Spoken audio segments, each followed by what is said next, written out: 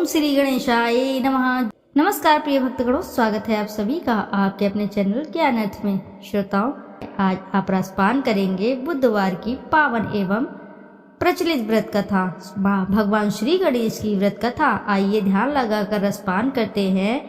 एक बुढ़िया माई थी, मिट्टी के गणेश जी की पूजा करती थी। रोज बनाए रोज गल जाए। एक सेठ का मकान बन रहा था। वो बोली, पत्थर का गणेश बना दो। मिस्त्री बोले, जितने हम तेरे पत्थर का गणेश खड़ेंगे उतने में अपनी दीवार न चुन लेंगे। बुढ़िया बोली, राम करे तुम्हारी दीवार टेढ़ी हो जाए। अब उनकी दीवार टेढ़ी हो गई। वो चिने और ढा देवे, चिने और ढा देवे। इस तरह करते करते शाम हो गई। शाम को सेठ आया। उसने कहा, आज कुछ भी नहीं किया। वो कहने लगे, एक बुढ़िया आई थी, वो कह रही थी, मेरा पत्थर का गणेश गढ़ दो। हमने नहीं गढ़ा तो उसने कहा तुम्हारी दीवार टेढ़ी हो जाए। तब से दीवार सीधी नहीं बन रही है, बनाते हैं और ढा देते हैं। सेठ ने बुढ़िया बुलवाई। सेठ ने कहा, हम तेरा सोने का गणेश गढ़ देंगे, हमारी दीवार सीधी कर दो। सेठ ने बुढ़िया को सोने का गणेश गढ़ा दिया। सेठ की दीवार सीधी हो गई। जैसे सेठ की दीवार सीधी हो गई वैसी सबकी करना। ओम श्री गणेशाय नमः। इसी के साथ है अगली व्रत कथा। पुराणों के अनुसार माता पार्वती ने पुत्र की प्राप्ति के लिए पुण्य नामक उपवास या व्रत किया था। इसी उपवास के चलते माता पार्वती को श्री गणेश पुत्र रूप में प्राप्त हुए। इस व्रत के लिए शिव जी ने इंद्र से परिजात वृक्ष देने को कहा, परंतु इंद्र ने इसके लिए इनकार कर दिया था। तब उन्होंने पार्वती के व्रत के लिए परिजात के एक वन का ही निर्माण कर दिया था।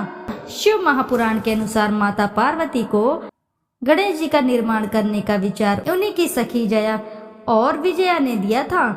उनकी सखियों ने उनसे कहा था कि नंदी और सभी गण सिर्फ महादेव की आज्ञा का ही पालन करते हैं, इसलिए आपको एक ऐसे गण की रचना करनी चाहिए जो सिर्फ आपकी ही आज्ञा का पालन करें। इस विचार से प्रभावित होकर माता पार्वती ने श्री गणेश की रचना अपने शरीर के मैल से की।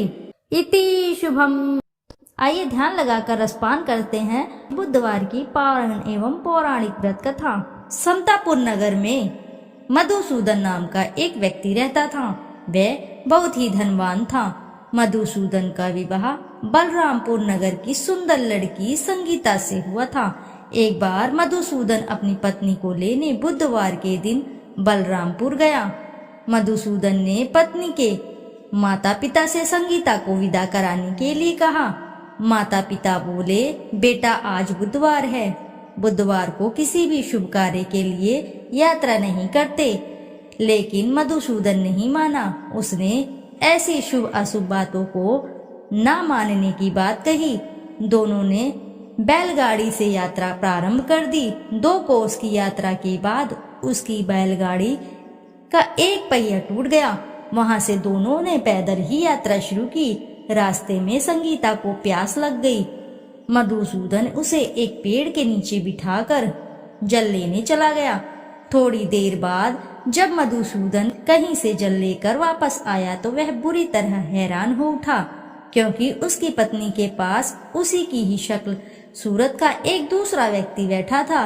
संगीता भी मधुसूदन को देखकर हैरान रह गई। वह दोनों में कोई अंतर नहीं कर पाई।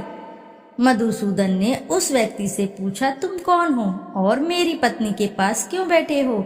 मधुसूदन की बात सुनकर उस व्यक्ति ने कहा, अरे भाई, यह मेरी पत्नी संगीता है। मैंने अपनी पत्नी को ससुराल से विदा करा कर लाया हूँ। लेकिन तुम कौन हो जो मुझसे ऐसा प्रश्न कर रहे हो? मधुसूदन ने कहा, तुम जरूर कोई चोर या ठग हो। यह मेरी पत्नी संगीता है। मैं इसे पेड़ के नीचे बिठाकर जल लेने गया था। इस पर उस व्यक्ति ने कहा, अरे भाई, झूठ तो तुम बोल रहे हो। संगीता को प्यास लगने पर जल लेने तो मैं गया था। मैंने तो जल लाकर अपनी पत्नी को पिला भी दिया। अब तुम चुपचाप यहाँ से चलते बनो, नहीं तो किसी सिपाही को बुलाकर तुम्हें पकड़ा दूंगा। दोनों एक दूसरे से लड़ने लगे।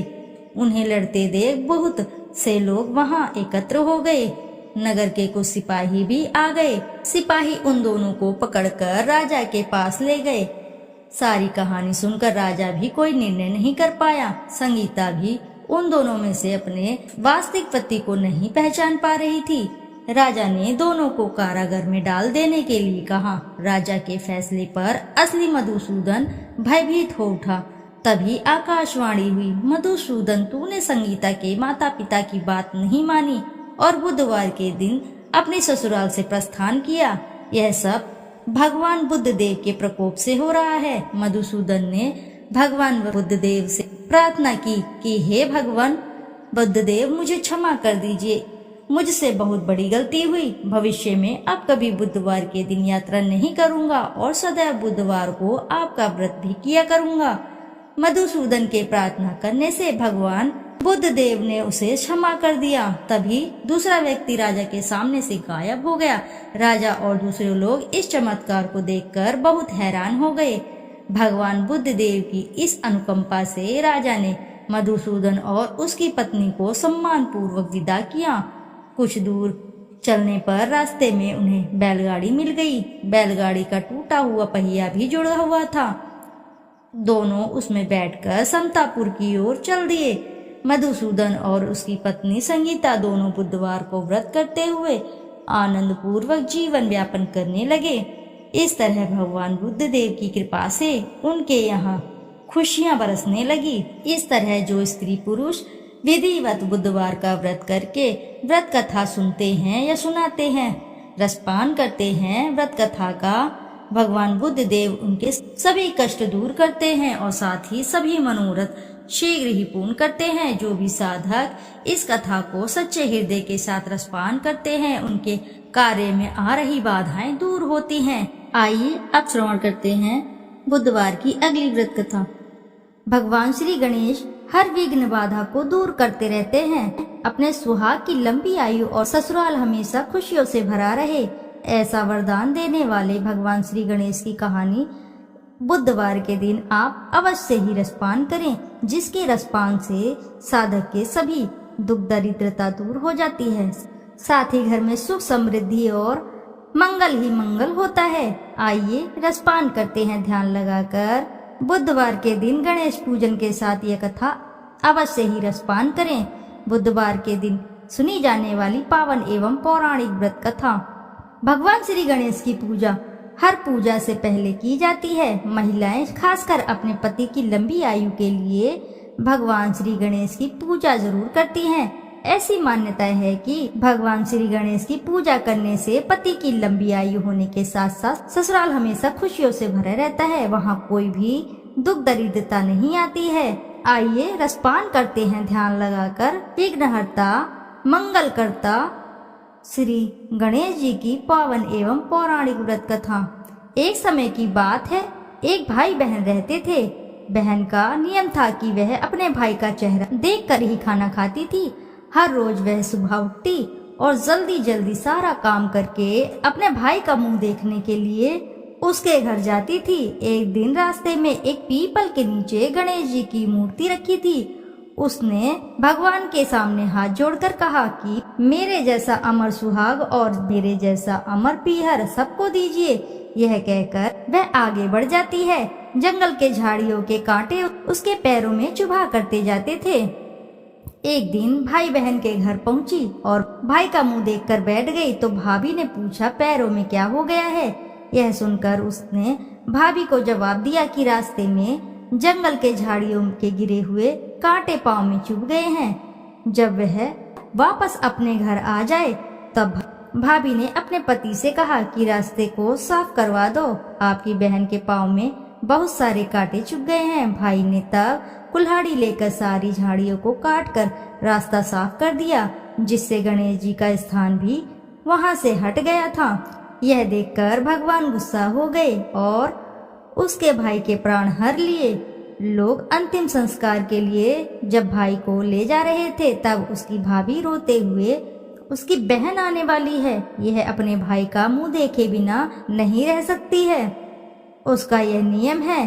तब लोगों ने कहा आज तो देख लेगी पर कल से कैसे देखेगी। रोज दिन की तरह बहन अपने भाई का मुंह देखने के लिए जंगल में निकली। तब जंगल में उसने देखा कि सारा रास्ता साफ किया हुआ है। जब वह आगे बढ़ी तो उसने देखा कि सिद्धि विनायक को भी वहां से हटा दिया गया है। तब उसने जाने से पहले गणेश जी को एक अच्छे स्थान पर रखकर उन्हें स्थान दिया और हाथ जोड़कर बोली, भगवान मेरे जैसा अमर सुहाग और मेरे जैसा अमर पीहर सबको देना। और फिर बोलकर आगे निकल गई। तब भगवान सोचने लगे, अगर इसकी नहीं सुनी तो हमें कौन मानेगा, हमें कौन पूजेगा। तब सिद्धि विनायक ने उसे आवाज दी, बेटी इस खेजड़ी की 7 पत्तियां लेकर जा और उसे कच्चे दूध में घोलकर भाई के ऊपर छींटा मार देना, वह उठकर बैठ जाएगा।